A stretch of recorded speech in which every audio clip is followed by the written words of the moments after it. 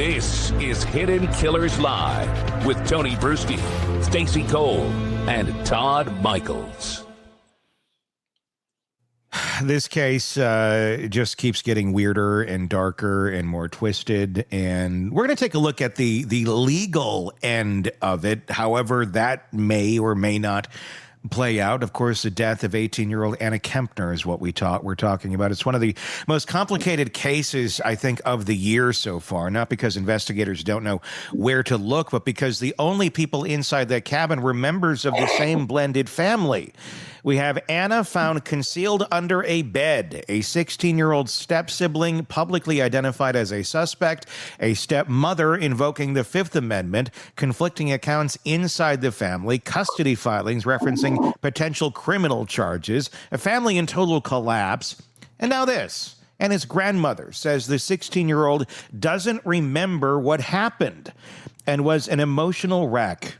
That opens an entirely different set of legal possibilities. So today, I want to go through every realistic path that this case could take, not assuming a trial, not assuming charges, not assuming intent, but breaking down what the law actually allows in situations like this. Bob Motta, defense attorney, host of the podcast Defense Diaries, is with us to do just that. Bob, in a situation where an 18-year-old is found concealed and the only other person within close proximity is the 16-year-old step-sibling, what are all the broad legal scenario investigators are weighing right now? Well, since they're essentially getting stonewalled from at least portions of the family, that makes it tougher. Yeah. You've got grandma coming in with her. I mean, how does grandma know that he doesn't remember shit? Right. You know, I mean, like that. Yeah. That's the first thing. But stripping away the problems that investigators are going to have getting information from inside those cabins. Okay, like from the family, they're going to really have to kind of try to piece it together in terms of video from the cruise ship, which I'm sure they're very actively compiling. If they haven't got it all already, they're going to have to follow the best they can where Anna was. Mm-hmm. You know, they're going to have to build that timeline out, because here's like the legal scenarios. It was either an accident and then panic. Mm-hmm. You know, like something happens, like they seem kind of old to be roughhousing to the point where, you know, like somebody falls, hits her head. Oh my God, I didn't mean to, you know, have her hit her head. She's bleeding out. What the fuck should I do? You know, you've got the potential for a medical emergency that was mishandled. You've got, again, just like maybe a fight that broke out between the two of them, whatever the hell's going on in that family. And again, something happens where the intent to kill wasn't there, you know, that it was a physical altercation, but, you know, the end goal wasn't to kill somebody. You've got impairment, you know, drugs, alcohol. You've got the issue of trying to get the kid evaluated, like to see if this trauma-induced memory loss thing is like real. Mm-hmm. You know, there's obviously the possibility of intentional harm, you know, and then probably the least likely, unless it's same cruise ship that Amy Bradley was on, and you got the dude, the dancer. Is he still dancing all these years later? Yeah.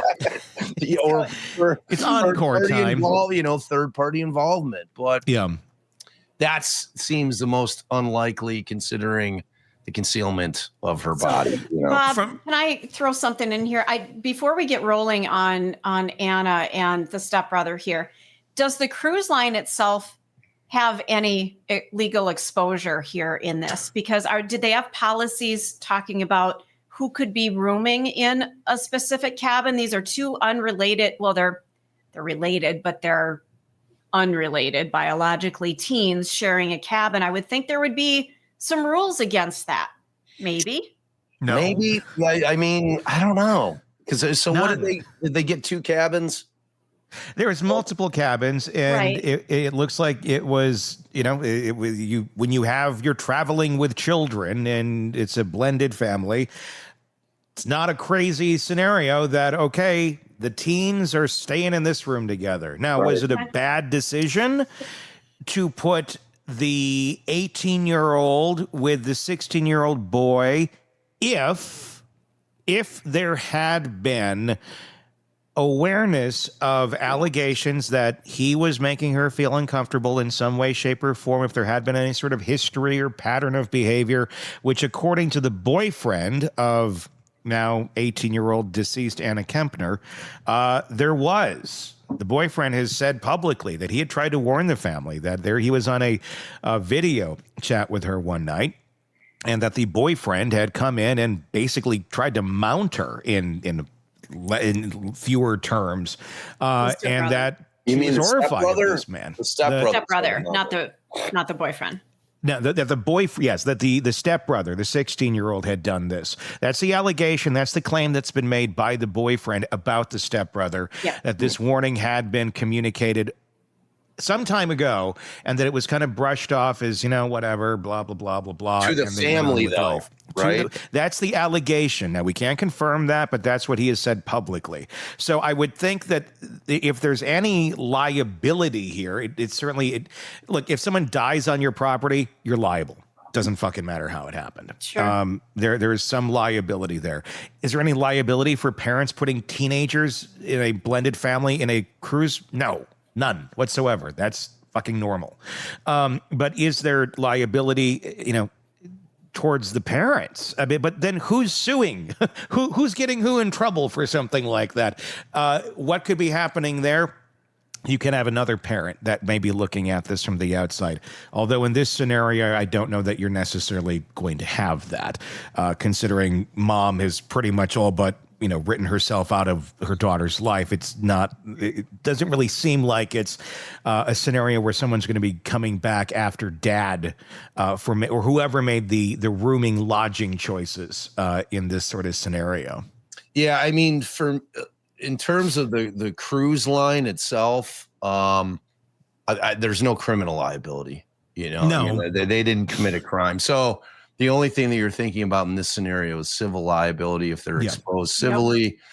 I mean, if they violated, and it sounds like Tony may have looked up to see if there was any kind of, because these weren't like, a 7 and an 8-year-old. These were older teens. Like Tony said, that's super commonplace. I don't know if the cabins were connected, by an interior door.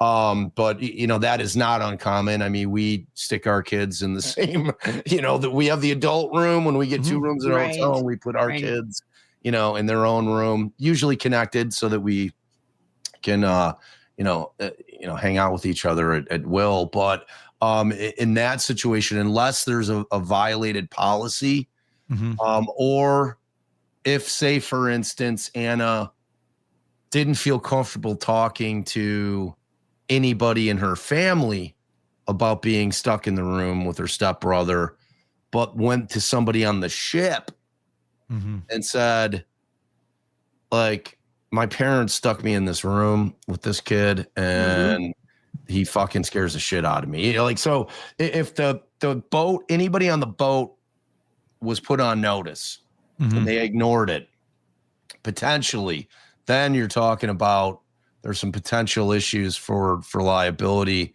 that could bear some fruit. I mean, the other thing is that the family, or say, for instance, they caught something on video, that somebody noticed, or somebody saw something out when they were milling about in one of the, 20 dance clubs on the boat, or somewhere that there's, the public is out there in the activities, and and somebody noticed something off and said something to the ship, and they're like, well, sure, I saw something, and it may be nothing, it might be something, but so if they find out, if there's notice, to which you're really not going to know through civil litigation until you get the discovery, but you're going to find out through the criminal investigation. So that like if somebody is charged and shit starts coming out that Anna had gone to somebody and said something to somebody and the boat was on notice, then then at that point the cruise lines are going to try to settle this shit quickly under the table. But at the end of the day, though, if Anna had, which again it seems unlikely, but if she did go to with somebody on the boat, one staff member on the cruise ship, and said, "Hey, my stepbrother makes me feel uncomfortable, and I'm stuck in this room with him." The cruise line isn't necessarily responsible for getting you another cabin. That's a family matter. That is an issue that I would imagine the cruise line would be like, well, you got to kind of go deal with your family on this. You have a cruise, and this is a room. Maybe should the cruise line contact the adults? That should probably be appropriate, without a doubt. But it's not also an automatic, hey, here's a free room. Sure. Like none of that's going to take place. And what is the family going to do? Stop doing this shit to each other and get along. Right. That's probably the extent of it. If in fact that ever would have happened. The only other area I can think of potential liability for the cruise, if it were to go anywhere criminal, and this is pure speculation, in no way am I saying that this took place or not, is if that 16-year-old had any substances in his body that were given to him by the cruise ship, meaning alcohol. Or anything else for that matter. But if he was somehow sneaking alcohol, getting alcohol illegally, they are pretty tight on that on cruise ships these days. It's not as easy as it once was when, in like the 80s or the 90s. Everything is, you got to have a card. It's not to say that an adult couldn't sneak it for you and do that. The cruise ship would probably hold some sort of liability even there too. Or port of calls too. Mm-hmm. No, where did they stop? Like I'm not familiar with. I don't have that in front of me. I do not know the answer. Because you've always got that situation where that got off. Yep. They got some bad blow somewhere. Like if it was in the Western Caribbean, they got off somewhere, got a bad bag of fentanyl laced cocaine. They're doing it with your family. Right. But it's theoretically it could have been the kids, the teens, out there, not with the family. They're out. Who knows, man? There's obviously the toxicology and the autopsy. Do we even know what the cause of death was at this point? We do now, and it is asphyxiation by the chokehold type thing. Wow. So we do know that is what took place. To me, when you look at this in terms of who caused the death, obviously she didn't do this to herself. Right. If you're strictly looking at the cameras, and I'm sure there are cameras. At least I hope to God there are. I've been surprised in many other cases where it's like, what do you mean there's no cameras? If there's cameras facing down that hallway, which I can't imagine there isn't, they're going to see who came and went from that door. There's also the key cards that are going to tell you who came and went from that room. Right. That's going to narrow this down pretty quick as far as who possibly was in this room and who did this. I don't know that it's going to be a huge question. Exactly. You guys, I thought I'd read that it was they only saw that it was those two people going in and out of that room. I thought I read that on People magazine. That pretty much narrows it down because doesn't it? Yeah, there's not a lot of other options unless the rooms are connected and someone came in from a side or someone scaled the outside of the ship balcony, which I do a lot on cruise ships. That's fun. I do it. After I get my shitty bag of fentanyl laced cocaine, I'm always on the side of the cruise ship, just scaling it. It's like Adventures in Babysitting, but on a carnival. Exactly. But the thing that's the thing. It's going to be pretty clear cut, I think, who's involved in this. It's going to be more the question of, was this premeditated? Was this intentional? Was this a horrible accident? And then what occurred after? Because obviously there was an intent to conceal in this point. This wasn't a, holy shit, we were horsing around, I was being an asshole or whatever, and I took it too far, and now she's not breathing. That would be a horrible accident that could be dealt with immediately, probably not even murder charges. The fact that there was concealment, how much does that change the dynamics of this? Had someone just said, oh my God, we need help, this went horribly wrong, versus let's go take a nap and shove her under here with some life vests. Yeah, I mean, it's a huge factor, right? I mean, like obviously the easiest charge is going to be the concealment. Yeah. In terms of them trying to figure out what exactly they're going to charge anybody with is far more difficult in terms of the cause of her death, you know, because I mean, there's obviously involuntary manslaughter, which to me, considering that the kid's 16, assuming that he would be the one that was charged, that's the most likely, you know, that it was reckless conduct without intent. You know, obviously there's manslaughter, you know, heat of passion type thing, like some, you know, they're in the middle of it, they get into some screaming match and he just does some shit like not even thinking, you know, there's you know, clearly negligent homicide, which is essentially criminal negligence. You know, the concealment of the corpse to me is probably, you know, what they're going to start with in order to try to get some answers. You know, I mean, like they're dying to get these, you know, these people into a room, I'm sure. And as we know, mom has pulled a buzzard and is clammed up. So you're not hearing anything from her. You know, there's tampering with evidence. You know, there's obviously, you know, murder with intent, second degree murder. That's a higher bar, you know, and I don't think you're ever going to see a first degree premeditated on this thing. I think whatever happened here is something that just kind of popped up in the spur of the moment, you know.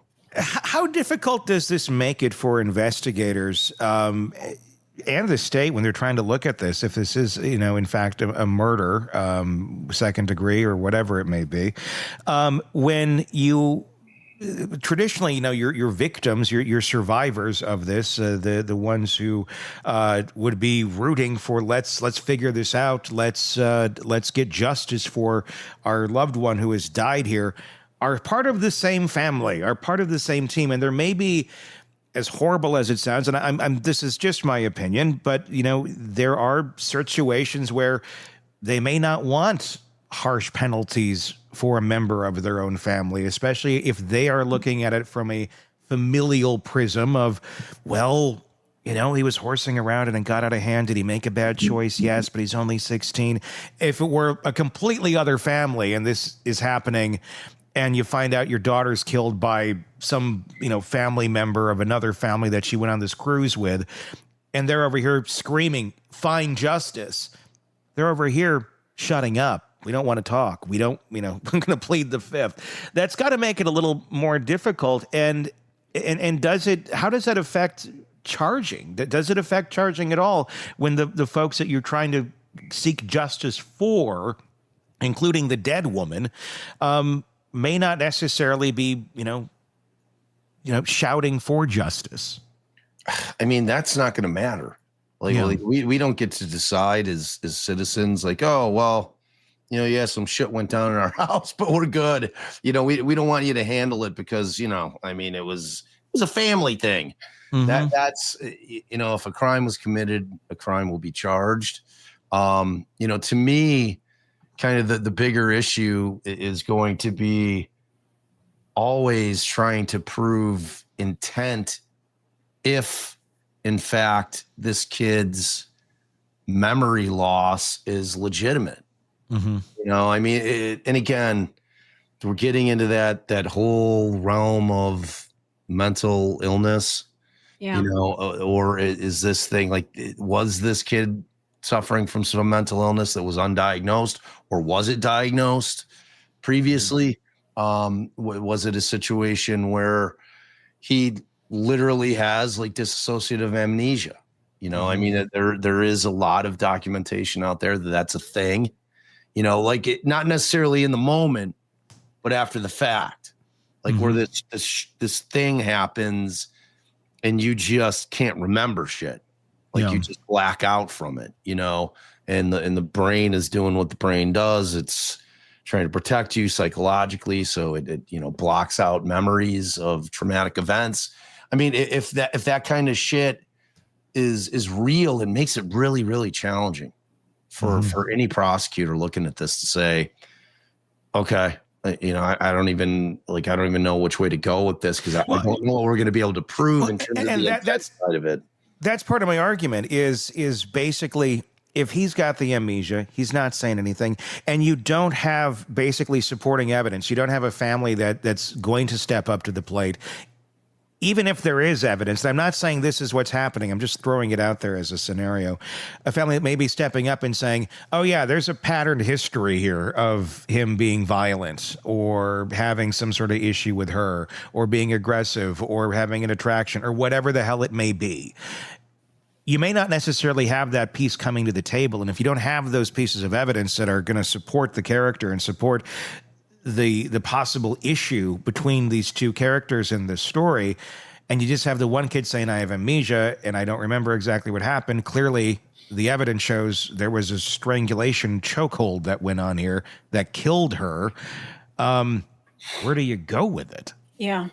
I mean, it's really a tough thing. I mean, yeah. At the end of the day, what I think probably will take place if a prosecuting attorney decides that they're going to take a swing at it, or like, all right, well, we're going to charge them and we're going to let them, them being the defense, try to figure out. We're going to say he intentionally killed her based on the facts and the evidence that we discovered. Look, we saw them come back into the cabin together at 10 p.m. and we never see her again. And they're the only two in the room. And she was asphyxiated. So she didn't do it to herself. We know he killed her. This is, and more likely than not, what they typically do, they'll overcharge, and then and they'll let the chips fall where they may. I mean, that just from circumstantially, the kid's got some legal problems. Yeah. I mean, like you said, there's going to be video of them coming back into the room, or if she came in first. Hour later, he comes in stumbling down the hallway, whatever, if he was able to score booze somewhere on the ship or whatever, and then they see him come in and then they see him leave out. Yeah. Like, 25 minutes later, she doesn't follow. They never see her leave the cabin again. So, I mean, they're going to build the timeline. They're going to be able to kind of figure out when this happened. And they're going to obviously be able to say, all right, well, we know what the cause of death is. Yeah. And we're talking, there's so many questions about it, though. Like the thing that we haven't even touched on, this is a cruise ship. I mean, who has jurisdiction? Who has jurisdiction of this thing? Yeah. We are talking with Bob Motta, defense attorney, about the Anna Kepner case. This is the 18-year-old girl who was found underneath a bed on the Carnival Horizon by housekeeping. Later determined that she was killed by asphyxiation, essentially. The suspect at this point right now is a 16-year-old step-sibling who was sharing the room with her. And there's a lot of questions about what exactly happened in that room, what happened prior to this cruise. Was there warning signs that were ignored? Bob, is there any world where the 16-year-old walks away without criminal charges being filed against him? Is there any world where they can look at this, or the family is very adamant and we don't want to press charges? Not like they really have the choice of pressing or not here when someone's dead, but is there any world where they can look at this, or they may process this and go, horrible accident, stimulated, over testosterone, asshole 16-year-old that was horsing around, did this chokehold, and it was a total fucking accident, but freaked out and then hid the body? Is there any way that there's no charges against this kid? I don't think so. No. I really don't. In terms of the fact that they know how she died, and it appears to be at the hands of another, and it appears to be that the only potential suspect is the stepbrother. I don't see how he's going to avoid charges. Being that he is a minor, it's treated differently though. I mean, it's the question then becomes, are they going to try him as an adult, or are they going to try him as a minor? You know, if you were to ask my wife, she's always adamant that the kids whose brains are not fully formed, which a 16-year-old's brain is not fully formed, you know, that they should never be charged as an adult, you know, but they do it. We see it all the time. They charge kids in some of these cases that are just brutal as adults. You know, so that'll be the first question that they're going to have to try to wrangle with, whether or not they charge him as a minor or as an adult, and then kind of move from there. But I cannot see any set of circumstances based on the fact that they know that she was choked out. Yeah. You know, that he's not going to get charged. Reports are that he was an emotional wreck once they discovered the body. Yeah, no shit. Yeah, right. Well, I mean, you could have a very stoic, you know, he could have been in the buffet line, you know, for more tacos or something, and like, hey, we found a body in your room. It's your step sibling. Okay, great. Do they have the green salsa, though? Yeah, I mean, you could have that. So the fact that you do have someone that is showing remorse and isn't co-burgering it, Right. that's a good thing. I mean, it's not a good thing, but it shows Empathy. You know, empathy. It shows recognition that something horrible took place, or just complete delusion that he thought that somehow nobody was going to figure this shit out. True. Yeah, that's true too. Boat. And he's like, oh, you know, I don't know. What are the tears for? Yeah. Yeah. I mean, like, to me, clearly this was an interior cabin. Like, I'm assuming this was an interior cabin because I have a sneaking suspicion that the body might have gone off the side. That's right. You know, like, I think that's probably what, you know, so I'm assuming it's interior cabin. They didn't have the sliding door and the little balcony to toss her over. But yeah, I don't know, man. I think that the kids, I mean, that's going to be the interesting part, to see where this thing goes from the psychological evaluation of the kid side of it, you know, just to figure out what the hell was going on with them. You know, I've been on cruises in the past, and Tony, I know you've gone on them, and they're lovely vacations, but there's just this slight danger lurking. Like, if you want to get rid of somebody, just shove them overboard. I mean, right. It's hard to disprove it. Yeah. You know, like, oh, I don't know. She was leaning over and fucking just fell over. The deck was wet, you know? Yeah. I mean, yeah, there is that lurking sense of doom on cruise ships sometimes. They're you know, and they're dizzying, you know, especially the big ones. They're just like a huge maze of hallways, and it's, yeah, I don't know. There's so much unknown about them. I mean, from the weather to what kind of a group of people end up on the ship at the same time. There's so many variables that it just, to me, seems like the perfect playground for somebody who wants to do something nefarious. Yeah. But you're on camera everywhere. I mean, True. yeah, you could do something. There are prisons there are not prisons, but there are jail cells on cruise ships. It's not the Love Boat anymore, folks. No, it's not. But let's talk about that a little bit. The fact that this did all take place at sea. How does that play into the legality of all of this, into jurisdiction, into how this goes forward, if at all? It's a fascinating question, really. So, kind of preparing for this, because I don't do maritime law, but in terms of the jurisdiction, what I was able to kind of dig up is that most cruise ships are flagged. So they have a flag or a registration in whatever country is kind of their, you know, they elect to have as their home base, like whether it's the Bahamas or Panama or whatever. And it could be for various reasons, taxes, you know, the places that most are, you know, almost none are registered to the U.S. I think there's one cruise ship. Yeah, there's one, I think, that is registered, and that's like it. Liberia. Everything's like Nassau or other countries for the most part. Exactly. Yeah. So, you know, you're going to have the flagged state or country is going to have primary jurisdiction under maritime law, you know, but the problem with that is it conflicts with the reality, practical reality of it. Like who's conducting the investigation at this point? I mean, you know, it's like, and it also depends on where the death occurred. So they're going to have to really try to narrow it down. If it's territorial waters, like say, for instance, if they were in a port of call, Mm-hmm. and I think the rule is if they're within 12 nautical miles of a coast, that country has jurisdiction. Wherever they may have gone in as a port of call. If it's out international waters, it's going to be the flag state.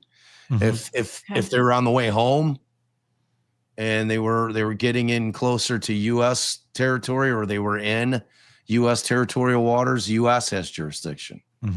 So, I mean, it's going to depend a lot on the timeline that they're able to build in terms of who is going to be handling this. It's something like this. No matter what, there's a tragedy. People want to point fingers. People want to blame somebody. People want a boogeyman and everything, where if only this happened, if only this was done better, this couldn't have happened. And because in reality, that's the truth. And I think a lot of folks are starting to look inward here at the family and at the parents and at the decision-making processes. And there's a lot to glean off of the information that we've already gotten about this family, of maybe not the best choices have been made in the past. Again, nothing necessarily to do with the cruise itself, but a pattern of behavior nonetheless. If there is, let me ask this, is there or could there be any sort of liability criminally for the parents, or who, if they had known that there was a threat to Anna, that there was issues with this boy and her? And here's another one to throw into the mix. She's 18. He's 16. She's technically an adult. But they were put into the same room together. Could there be any sort of issues there for parents if they basically ignored warning signs that there could be some sort of danger to her, not even necessarily death, but if some of the rumors that are flying around turn out to be true, that Anna feared of some sort of issue with the 16-year-old having some sort of an interest in her in some inappropriate way, and the parents still ignored it. This is all scenario. Not saying they did. I'm just curious if that can be proven.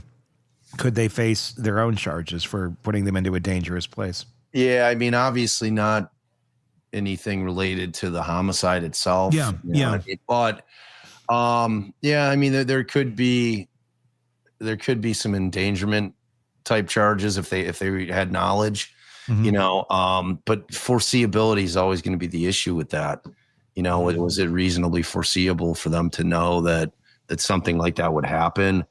I think the more likely scenario will be, because I'm assuming that the family is like, where the fuck is Anna to him? Yeah. Right. Like I don't know what the time frame was, like the gap in time, like from the point where, it's basically the evening to the morning. When the morning she's not showing up to anything. Okay. And then housekeeping gets in there and the cleaning crew checks it in the morning, basically. I mean, so the kid was, too fucking stupid to even put the "I'm good, don't clean my cabin" shit on his. Right. And I'm actually quite encouraged that the cleaning crew looked under the bed. Yeah. Rock on. For sure. I mean, maybe it was one of the, maybe don't be too excited, because it could have been like a leg hanging out, or a pull-out couch type situation. Okay. And they were just putting the couch back in. So I can't really see what they would go after the parents for in terms of do they? Because she's 18 as well. Right. So she's technically an adult. She's still in high school. So there's a differential there. Yes, 18, but when you're still in school, there are certain things where yes, they are an adult, but still kind of technically a minor, depending on whatever it is we're actually talking about in terms of responsibility for the parents. I have no idea how that plays out here. Yeah, I don't either. It's going to be there's so many factors involved in terms of how this thing went down, and until they are able to really and again, who was the cruise line? Do we know? Carnival. All right. So if it's a U.S. cruise line, I mean, I think that the feds will be able to investigate it. Yeah. The FBI is on it. The FBI. Yeah. the feds are going to be in there because it's U.S. citizens. Mm-hmm. And then once they decide where they're going to prosecute it, they under maritime statutes are going to be able to do it theoretically in a U.S. court. So as long as it's a U.S. cruise line, and Carnival certainly is that, I think that they'll take precedent over whoever the flag state is, I think. So, because if the feds are looking at it, then, but in terms of what they're going to do with it, I mean, you can feel secure in the fact that the feds are going to be investigating it way more thoroughly than, say, like the Bahamian police would have. Sure. Or the Panamanian police, what I'm saying, or whatever flag country would have been conducting the investigation. Because it's like, when you think about that Amy Bradley case, which was so weird, that investigation was awful. I mean, in the very different time though, too. I mean, that almost 3 decades ago. Yeah, definitely. But, I don't know how much maritime law has changed in all those years in terms of, because jurisdiction's everything, really. So in terms of whether or not they're going to be able to, again, charge those parents with anything, I can't think of anything other than if they became aware that something had happened. And I mean, because it seems that a conversation took place, because I like the way that it goes down. So the cleaning crew cleans the cabin, they find her. Like, at what point does grandma have this conversation with the kid? Well, what happens, let me clear that up for you. So the grandparents are on the cruise. I just did an interview the other day. They were talking about that they had said to the family, this is what they're claiming, that, hey, all the kids, everything seems to be, okay together. But if anybody needs to, any, issues, you can always come to our room. There's, we'll figure any problems out. They're sitting there in the morning, and then they hear the call over the loudspeaker that there's a medical emergency in room, whatever the room number is. They know that room number. It's that room number. It's their grandkids' room number. And they're like, what the hell? They end up finding out what happened. The grandmother says that she was there for part of the time when some of the initial questioning was going on, and this is where she had gleaned that he had said he doesn't remember anything about that moment in time, and it's also where she gleaned that he was basically an emotional wreck. So she physically saw those things and audibly heard those things take place before or during that process of once they got back onto land or whatever that was going on while the initial questioning was going on. And trying to figure out what is that a biological grandparent to the boy? I believe to her. I could be to Anna. I could be incorrect, but it's again, we need the whiteboard to figure out who's right. I mean, because all those things matter. Yes. Sure. Right. Yeah. Like, so it would seem to me, I believe it was Anna's. So the victims, which is strange that, like, how long had this family been blended? Like, how long were the parents married? This was his third marriage, and it wasn't super long. I believe it's been in the last few years, if I'm correct on that. There was a previous marriage, which had been to the allegations floating around her that these are the allegations, was that it was the previous babysitter. There had been a dismissed claim that had been brought by second wife's mother when she was a minor. I can't say that. We don't know that it was the second wife's, but it was the mother of the second wife. We don't know who the claim was about earlier on. We're assuming that it probably was the second wife, of some sort of unlawful thing going on between dad and the 15-year-old. But then when she turns 18, they get married. Now, if that is the exact same person that the dropped allegations or things are about, we don't know, but it's the same family. It's the same mother. It's the same last name. It's the same whoever the person is that turned 18 years old came from the same house where those allegations had been flowing that were dismissed early on. So that's another part of the dynamic is growing up. Mom is gone. Mom turns into a drug addict. Mom flees to Oklahoma with her boyfriend when Anna is 4. Dad then essentially marries, from what we're understanding here, allegedly, the 18-year-old who might have been the previous babysitter. And then she's mom for many years. They eventually get divorced after, I believe, more than 10 years, and 2 more kids come into the world. And then this is the new wife that is on the cruise with her own children, as well as the kids from the second marriage in Anna. This is the worst version of the Brady Bunch I've ever heard in my life. So this is an episode of Springer. All right, wait a second. It is definitely an episode of Springer. So who's the mother to the kid, the stepson? Is it the new wife or is it the second wife? Yes, it's the new wife. Okay. So that's one of her kids. So that's why she's clamming up. Yes. Okay. And then obviously there's a custody battle going on there with her ex. And that's why she's pleading the 5th, because it could affect the custody battle. And the father of those kids is trying to file an emergency injunction to get custody of his daughter, because he's claiming allegedly that it's not a safe or good environment for her to be living in with this family. And I would say that's a pretty strong argument. I mean, it got all a lot accurate after this cruise. A little bit. Yeah. Oh my God. Well, it sounds like there's some back pay too with child support and all kinds of other crap going on behind the scenes. You know, just a little icing on the cake. Yeah, man, what a mess. It's a really strange. It's a really simple case with a lot of crazy family dynamics. Yeah. Because at the end of the day, you have a camera, you have key cards, you can determine who was in and out of this room, and there's only one answer to then what happened, to who did what to who. Yeah. That's pretty straightforward. I mean, but then you look at the chaos surrounding all this, and then that's what makes you go, oh, that's why this happened.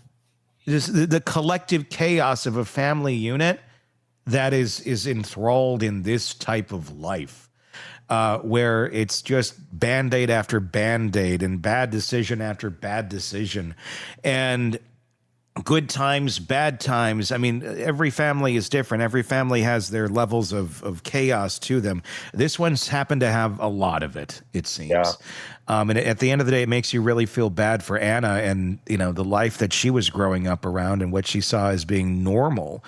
And then it's not, I guess, shocking then when something like this happens out of a family with that level of chaos in it. Yeah. I mean, the blended families are obviously not a rare thing. No. You know, but like from birth to, you know, when she's 4 and her mom's an addict and leaves her, you know, I mean, she's had a rough go of it and, you know, dad marrying multiple times. And that's just an injection of other kids coming into it. And there's no sense of stability. And it's just, yeah, it's sad. It's chaotic even when you're doing it calmly.